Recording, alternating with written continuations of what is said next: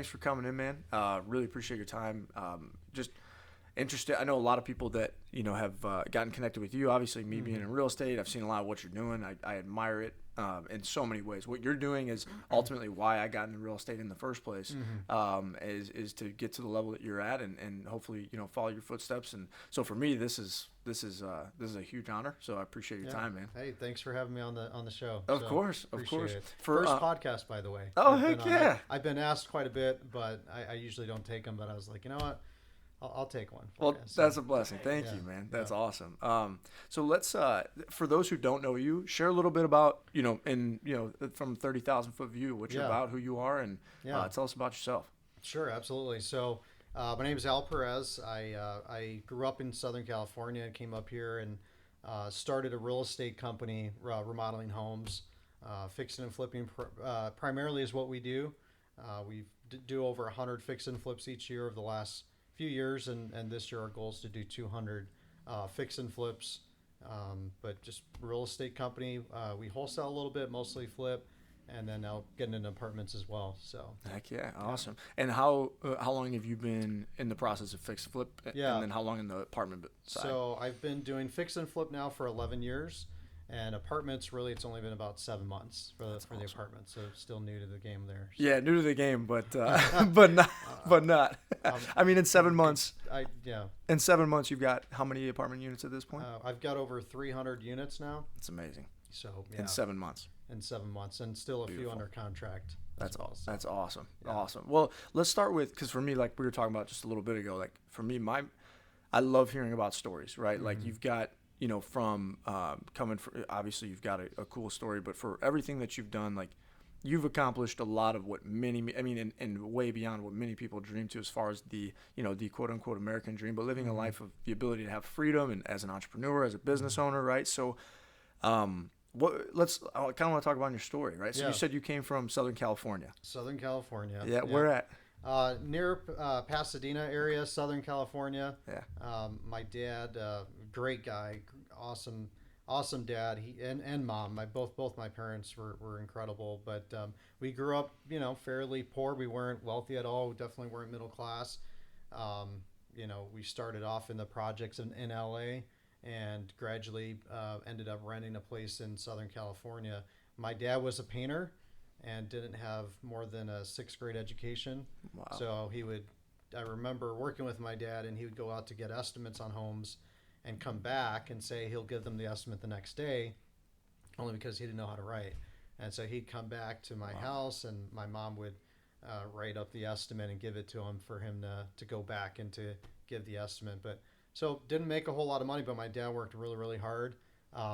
I grew up, I didn't have a room growing up. I never had a bedroom. My first bed was in college. When I was in college, it was a bunk bed. So, growing up like that, we always had food on the table. It was never like I was out, begging for food kind of thing. But, didn't have a bed growing up, just slept on a couch. So growing up was, were you, clearly that is a big part of your life where you're, seeing your dad's hard work, right? When was it for you that you kind of, in your own mind, you're like, I want something different for my future, for my family? Like, when did it click for you? How old would you say you were? Oh man, I was like 7 or 8. It was crazy. Really? Yeah.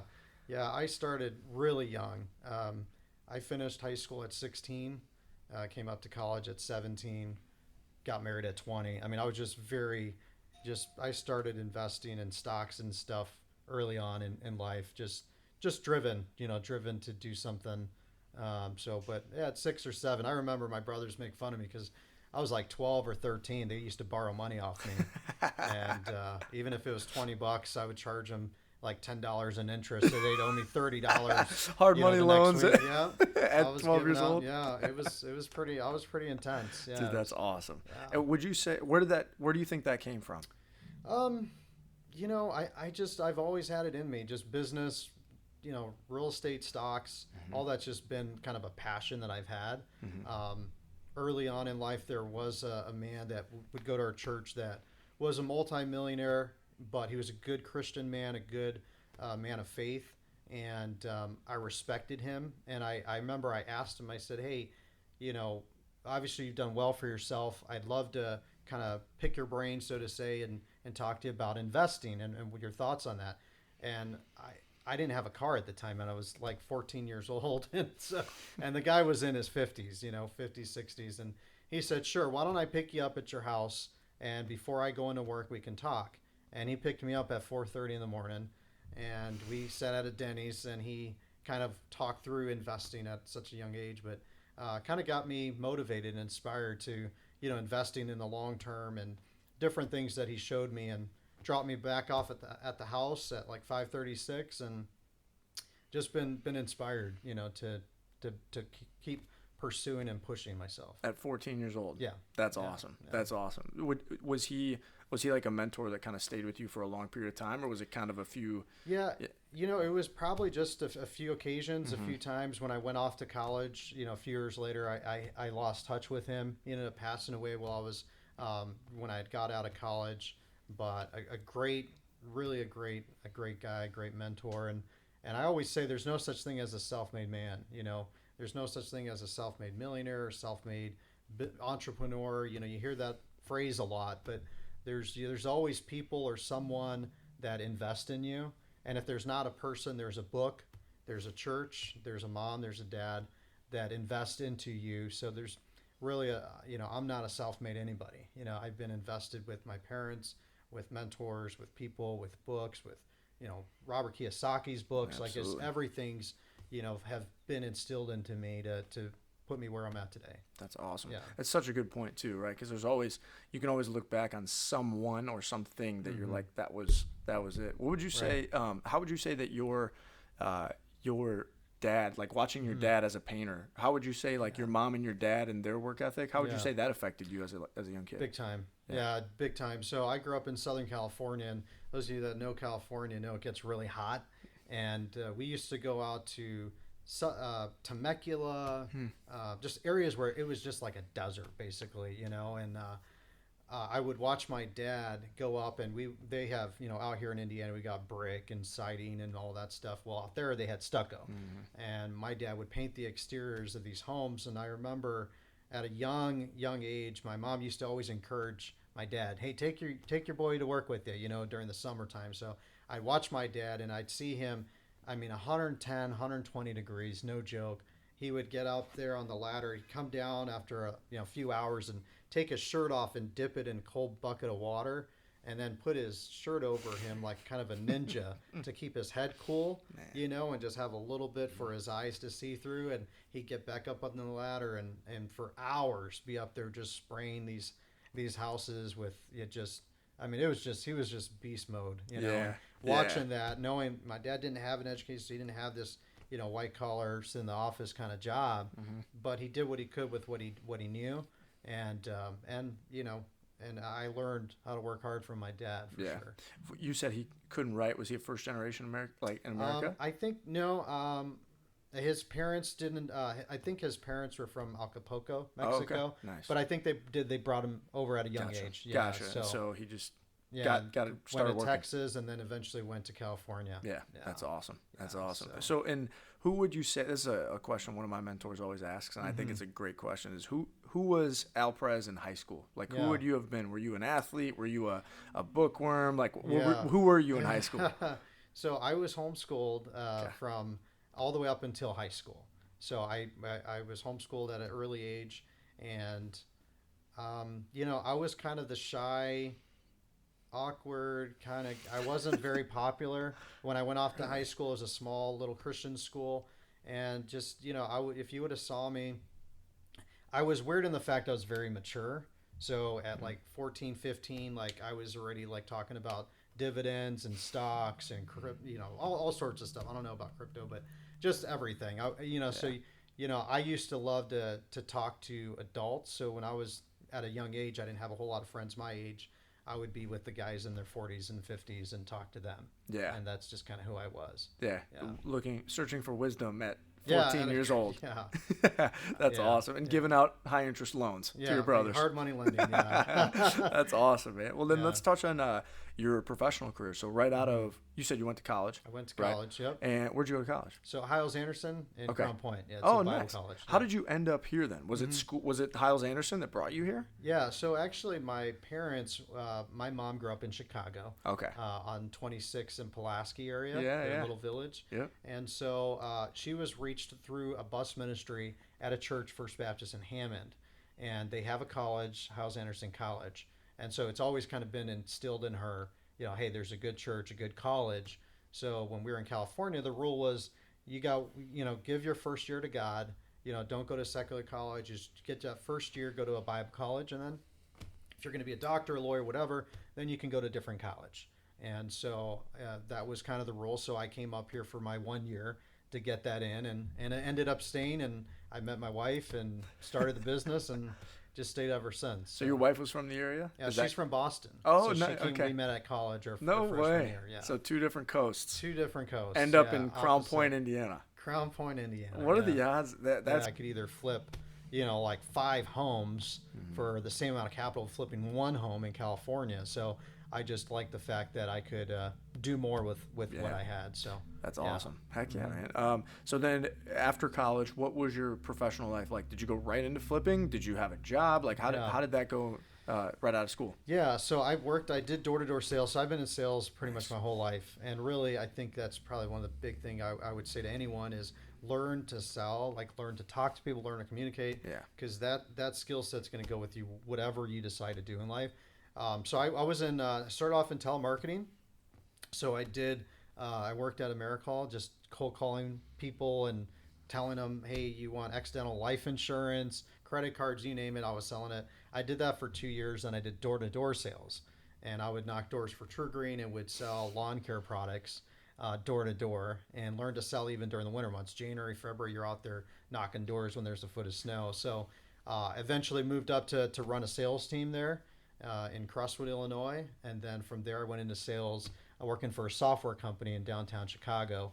And that was my last job that I had before I went full-time in real estate. But all along the way, even starting at TruGreen, I was already started flipping a few properties a year and getting acclimated with that. So you had your full-time job and part-time running your business. Right. Yeah, Yep. mentally full-time probably running your business, but Yeah. physically full-time with TruGreen or Yeah. with the software sales The software company was the main one when I started really going heavy with real estate. I remember during my lunch break, I'd jump on the MLS, look for houses, try to find some deals. And back then, I mean, you could still find a few off the MLS, but back then you didn't even have to go to auctions, didn't have to do direct marketing. I was just popping them off the MLS, finding them online, and then looking at them at nighttime, and then checking up on my projects after I got off of work. That's awesome. Yeah, That's awesome. So, all right. So I want to go back to the sales thing because for me that hits home a lot. I heard it. You had mentioned his name already from Robert Kiyosaki. When I was 18, I was introduced to the world of business and sales and entrepreneurship, investing. And Robert Kiyosaki was the person who said the most valuable skill that you can have in life is sales, right? And so it's funny that you mentioned his name and then you said that, and that was why my mindset was I wanted to own real estate from all these people I was studying. I wanted to be a real estate investor, but I didn't know sales, and I figured the best way to learn real estate was to sell it. So I figured I could learn sales and real estate in one while I learned how to. That's awesome. Yeah. So how long were you selling?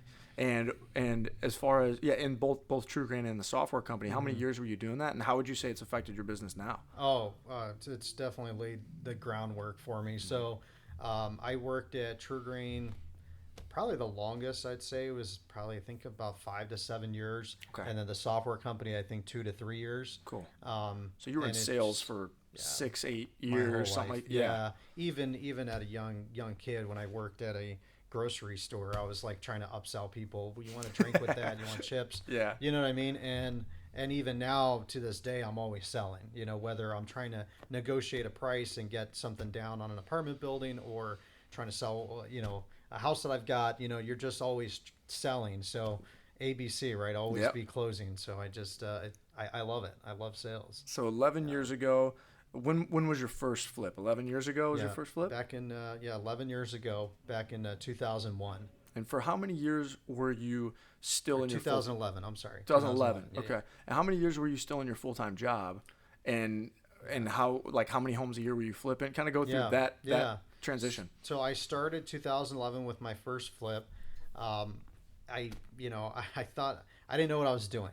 I had no idea what I was doing.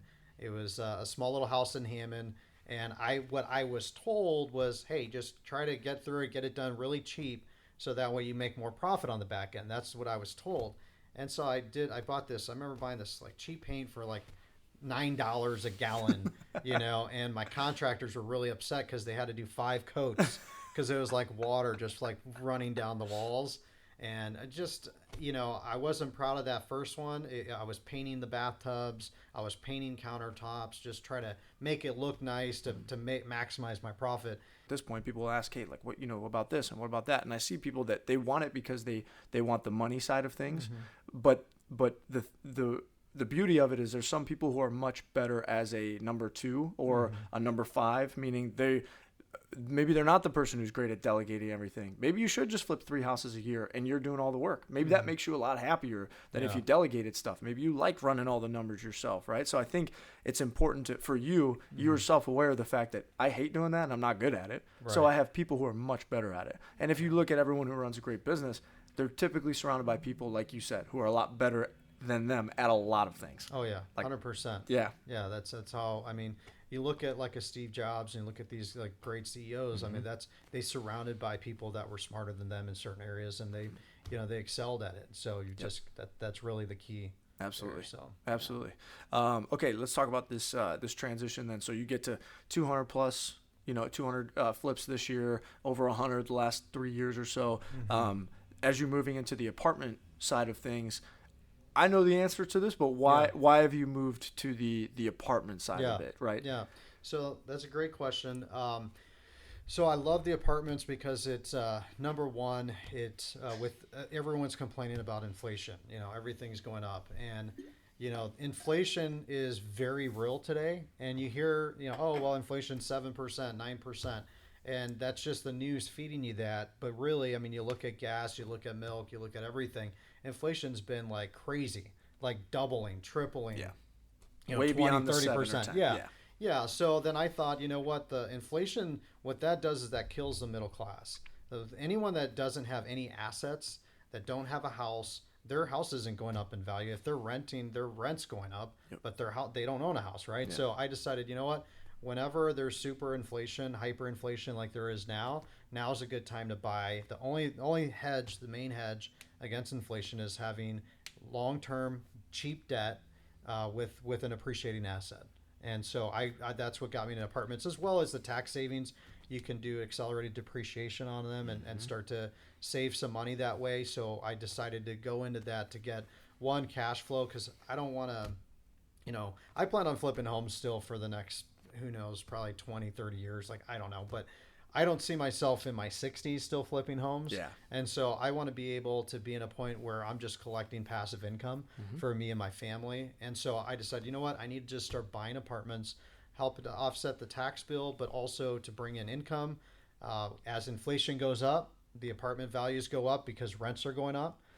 There's debt pay down, which is incredible. And you're not paying down the debt. The tenants are paying down the debt. So you've got just so many good things going for it. You got the appreciation, you got the bonus depreciation, you got the debt pay down, you've got cash flow. I mean, it's a win-win-win. So it's beautiful. Yeah, it's awesome. And the thing too, for again, trying to relate it to all levels of people, like it could be as simple as someone, owning 5 single family homes that are cash flowing well, and maybe they love their job, and by the time by the time they pay off in a shorter period of time, and maybe it's $5,000 a month, maybe it's $8,000 a month, maybe it's $2,000 a month, that changes someone's life, right? So I think that everything you just talked about, obviously the bigger scale, when you're flipping 200 homes a year, buying a big apartment is going to allow you a lot of those big tax savings, which is huge. But for someone that maybe they've got a W-2 that they enjoy, a couple rental properties, maybe a rental property a year could go a long way. A duplex, a triplex, an 8-unit can go a long way when that time comes for retirement, and things like that. So,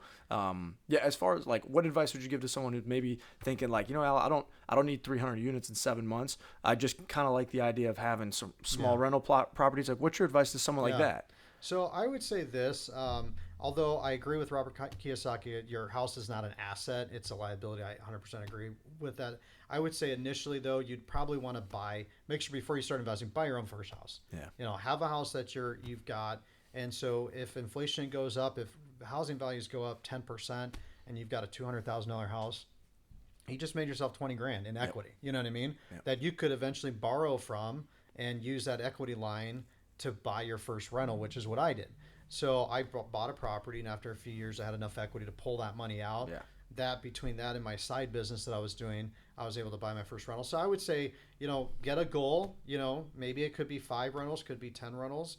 First, buy your first house, and then after a couple years, and you have a little emergency fund saved up, buy your investment property. And if you think about this, if values have gone up, let's say on average 10% here in the last year or two, I mean, if you have 10 rentals and they're each say 150 to 200, let's say they're $200,000 a piece. Let's say 150,000.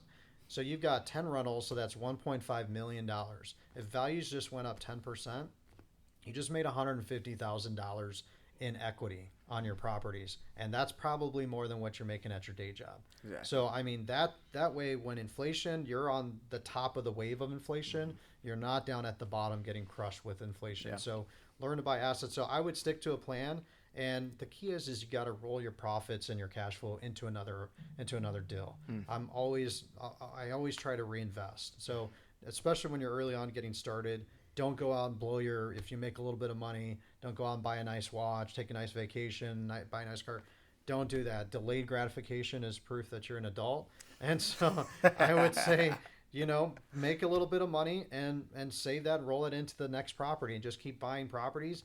And eventually it'll be like this snowball. Eventually, my apartment buildings, they have enough cash flow to spit off a new apartment building each year. Whether I buy another apartment building with my flipping income, or I can just stand back and let my cash flow from the apartments spit off another apartment. So from a single family home, it's the same way. Once you get up to 5 to 10 rentals, that cash flow should be able to spit you off a new rental, at least in every 2 years, I would think, if it's cash flowing. So that's what I would recommend. Don't kill the golden goose. Don't kill the golden goose. Just take the eggs and invest the eggs. That's phenomenal advice for the everyday investor. Yeah. We got to clip that. We need a graphic of him saying delayed gratification is proof you're an adult. I wrote that down. It's a great one. Yeah. Cool, man. So then, as far as vision for your business and for yourself, what is your vision from now, right? Yeah. And I think 5 times. I know that you have that, but what's the vision for you in preferred homes and as well as your long-term holdings with rental properties? Yeah. So I love working with agents, and so we still again plan on doing 150, 200 houses a year. My goal is to build up the apartments and get up to 1,000 units before I hit 40. That's awesome. So I'm 36 now, so I've got 4 years to get another 700. That's awesome. Which I did 307 months. I think I can do it. So 1,000 units, that's just been kind of my goal, and I like to buy them locally and not be like down in Indianapolis or anywhere. Okay. So ideally, that's my kind of a short-term goal. Eventually, I want to have thousands of units, but the first 1,000 I want to hit before I hit 40 years old. And I just, I want to be able to give back. Really, that's kind of been my mission from the get-go, from going to Bible college and learning about missions and helping other people. I'm actually going out to Poland next month, to Warsaw, to help a church that's got a lot of immigrants from Ukraine that are in the church there now, and they're just struggling, they need help. So I'm going to be flying down there middle of next month to help them out. And then on the way back, I'm hitting up Ireland to visit another missionary that's helping do an orphanage. So, that's kind of my vision and goal, my why. Eventually you get to the point, if you're a business owner, where money is like, money doesn't bring happiness. Yeah, what money to me is, it solves problems. It's a problem solver. It can help solve a lot of problems. And there's so many problems in this world today. And I think, if I had, the more money I had, the more I can help, the more I can give, the more I can help others. I was down in San Luis Potosí just a few months ago, helping a missionary down there. And he has this orphanage, and he's like, Al, I've got, 40, 50 kids in my orphanage. He's like, if we just had more funds, he's like, we're turning down orphans every single week here. And it's hard, especially in these third world countries. You look at them and they're like, they don't have a place to go. It's not like America, and you've got these places and buildings and shelters. There's people that are kids that are literally living out on the streets at, 13, 14, 15 years of age. So that really kind of touched my heart. And I was like, you know what? I need to buy more apartments. I need to flip more homes because there's people out there that actually need the money, that need the help, that don't have the luxury of what I've got and what I've been entrusted to do. So every year I go to at least 2 to 3. I try to do at least 2 missions trips each year, and that helps keep me grounded of my why. Like, why do I do what I do? To want to make sure that other people that are struggling, that need a helping hand, that I can help, and also make sure that they're good. Trust Jesus Christ as a personal Lord and Savior. That's real big to me, and I make sure that they know where they're going when they die, and then make sure they have the bare necessities in life. They have food, they have a warm bed that they can sleep in. So that kind of drives me and pushes me. So amen, man. Something, and I was gonna ask this question. You definitely went that way, but in a time where like a lot of people for whatever reason are afraid to share their faith. But I mean, in my opinion, man, that's bullshit. I love that you're sharing like, hey, this is my beliefs. What role would you say your faith and your relationship as a child of God has helped you in your business and in your life on a daily basis? I mean, it's been from the get-go. Like, if I wouldn't have what I had I not had a good Christian family to grow up in that took me to church, that taught me how to work, taught me to love God, taught me to love people. It would be my life, if without them, would be all about me. Mm-hmm. I may have a business, I may be somewhat successful, but it'd be for what, right? To buy a house in, on a beach somewhere, like, to do what? Like, exactly. To me, it's all about purpose, and they've instilled in me at a young age, like, hey, this is why. Like, my dad always said, "To much is given, much is required." And he would say, my dad would say, I never had a dad growing up. I lived out, with my mom and grandma, and you've got a dad. You've got someone that takes you to church. Like, God's given you so much more. What are you going to do with what you know and what you have? And so that's always been instilled in me. Like, I've been so blessed to have a great team, a great wife, a great church, and a great business. So why did God pick me? Why did he pick me to run Preferred Homes? Why did he pick me to buy apartments and to connect with good people that help me get into apartments? Like, because he knows that, hey, if you can be a conduit and not a bucket, if you can use the funds, the things, the people that come into your life and give them and pass them out to others in need, that's what I feel like is grounded in me to give back, to help. That's awesome. And I enjoy, I get to enjoy some of the benefits. I don't really stress about money and things like that, but there's so much more to life than just that. Yeah. And so that's kind of, my biggest fear is to go through my life and sitting on my deathbed and thinking I don't know if I reached my full potential. 100%. Like, I want to push myself so hard. Like, I got up at 2:00 this morning, and I've just driven in life to push myself, to constantly push myself to do more and do greater things, because I don't want to sit at the end of my life and think I didn't give it my all. This is one thing that, for me, I'm a fairly new father. Yeah. My daughter's 1.5 years, and being a dad and a husband is like by far the most enjoyable thing for me, and the thing that I like is the most fulfilling thus far. And I resonate with a lot of things you said, especially about giving back, things like that. Talk about, how are you with your success in your businesses and how hard you're working? How do you maintain, being a husband, being a good husband and a good father? Yeah. I never see the kids, and I'm getting a divorce next week. I'm just kidding. You're just like, all right, bro. No. I was like, all right. This is either a joke or this is serious. I just had to see your face. My wife's like, people don't really get your humor. Don't like. Dude, I was about to laugh, and I was like, I don't think I can laugh at that shit. No. Honestly, it's a huge driving force. I have a date with my kids every week. So awesome. I take them out on a daddy-daughter date. Now that I've got a boy, so I've got 3 girls and I got a boy at the very end. He's the youngest, but I take them all out on daddy-daughter dates, or daddy-dude date. Daddy dude. So we go out every Saturday. I take them out for at least a couple hours and just spend time with them, to spend that one-on-one time with them, because I remember growing up, for me that was huge, to be with my dad and spend some time one-on-one time with him at work.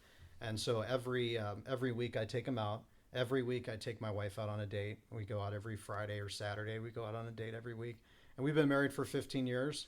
Awesome. But I think it's very important. I mean, what success is if you don't have a family, if your family's falling apart, if your kids never see you, so I very much, what I try to do is every day, I get up super early, get what I need to get done, and then, spend a little bit of time with the kids in the morning, spend some time with them before they go to bed. And then once they're in bed, then I do a little bit of work as well. Yeah. You know, so you got to kind of balance that out.